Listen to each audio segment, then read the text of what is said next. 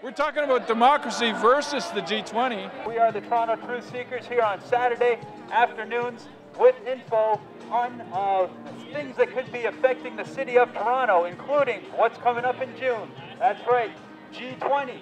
A group of 20 nations are getting together, and we are not totally sure about their plans, but, well, they'll be meeting in secret to discuss them amongst themselves. What could they be discussing? Well, that's why we have this information right here on enlightened sovereignty. That's right. Our Prime Minister of Canada, Prime Minister Harper, has a new philosophical approach for the New World Order. And that philosophical approach is being called enlightened sovereignty. If you had arrived from another planet, you could never have guessed which nations had spent decades mired in hostility.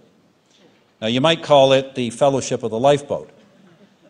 But, ladies and gentlemen, in that brief parting of the veil, I saw world leadership at its best, a glimpse of a hopeful future, one where we act together for the good of all, the world we have been trying to build since 1945, the world we want for our children and grandchildren. It shows it can be done if we act together, and I call this enlightened sovereignty.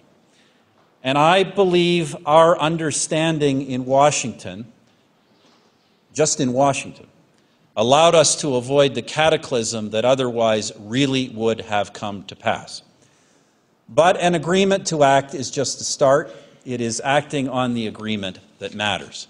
So when the G20 resumes in Toronto, the discussion should be less about new agreements than accountability for existing ones, less about lofty promises than real results, less about narrow self-interest in sovereignty's name than an expanded view of mutual interest in which there is room for all to grow and prosper. Enlightened sovereignty, then, the natural extension of enlightened self-interest. Now, does that enlightened sovereignty include a one-world currency? We're not sure, but we do know that a one-world currency has been seen at the G8 meeting in 2009. And the question of supranational currency, incidentally, I can probably have good news to you. In my pocket there is a supranational coin, which was a gift given to me. And this is one unit of testing, probing unity and diversity it's referred to, and it's referred to as international currency, United Future World Currency. Here it is. The President of Russia pulled out a coin minted in Belgium with the words in English written, "Unity in diversity." Understand? Unity in diversity, one world currency. Well, that's the kind of truth we're looking for. The G20, it should be the G192. It's not a legitimate meeting. They're discussing how they're going to rule the world, and it's business as usual. This city is so much debt. The taxes keep going up, and then you got this G20 to come to the city. The G8 and G20 represent a really elitist group of crooks, essentially. Business as usual isn't going to save us. I'm assuming the world leaders, though, and when you talk to some of them, are going to pay very little attention to the demonstrations outside. Wouldn't that be fair to say? That's regardless of... Very fair to say. They'll conduct their business. They'll bring their, where it is, China's going to bring a 1,000-person delegation, and God bless them, because the hotels can certainly use the boost and everything. And your financial system is crumbling. It will get worse. There are plans in place to merge Canada into a global monopoly. If you're talking about the G20, I want to hear about the Tobin tax. That's what I want to hear about. I've heard numbers like several hundred billions of dollars per year could be earned from a small tax on transactions. I mean, these calculations assume that it's the same level of activity, and you strip out a cost. There will be a reaction to it, which in many respects should be the point. I mean, the issue should be the externality that comes from that activity.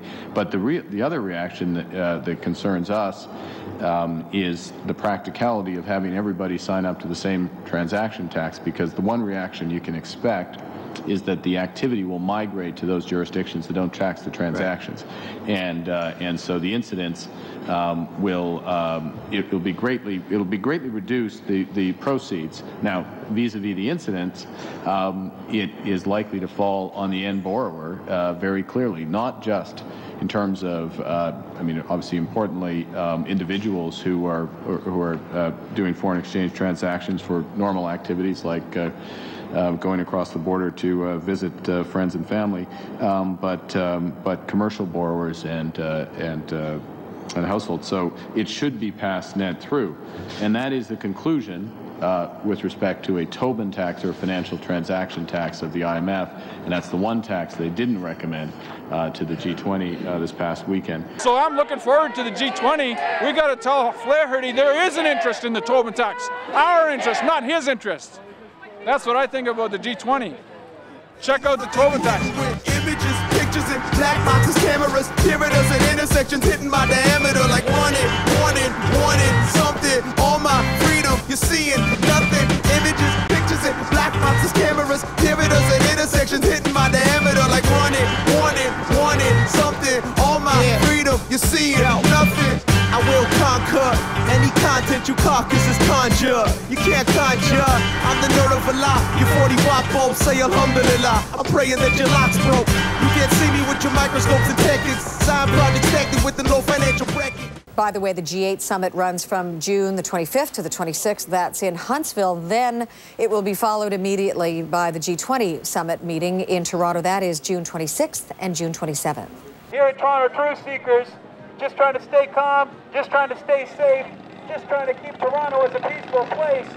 So stay tuned for the New World Order, and check out TorontoTruthSeekers.com.